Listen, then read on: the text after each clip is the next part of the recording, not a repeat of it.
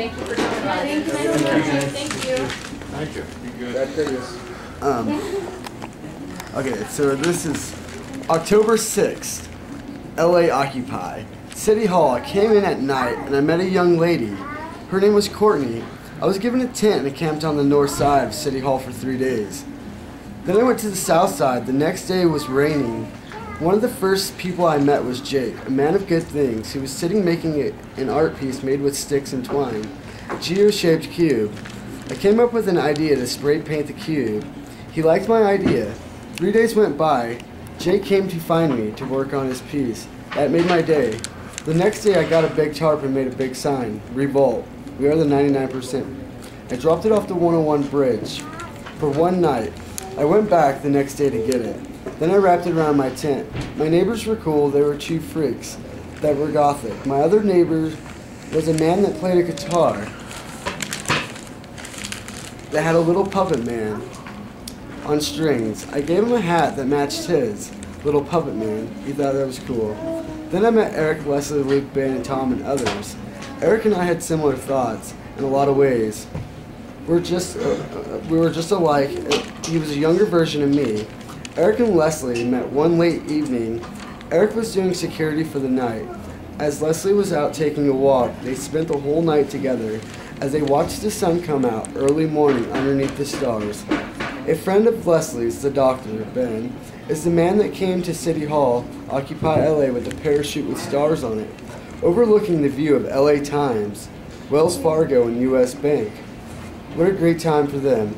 As they watched the sunrise, they went to walk around to find a tent.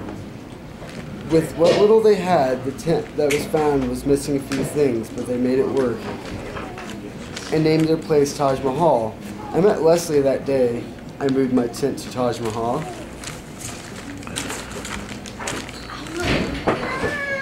As we got paper to make a sign given by Danny and Aya, Leslie made our sign Star Tribe. It was put in front so everybody can see it, and we became a tribe. One late evening, we had some new people come in and set up their tents next to ours. 3 young men, Ace, Fico, and David, were screwed up. Ace and his friends were asking to buy some food. I told them, don't spend your money, I will give you a pizza. That worked out because they were hungry. One of his friends made a funny sign that has Cookie Monster eating a cookie and says, 99% of the cookies are eaten by the 1%. Davo was with me when I blessed them, Ace and his friends. They stayed a couple of days. The next time he came by himself and joined our tents together as he smoked his e-cigarette and lit lots of incense to clean the air.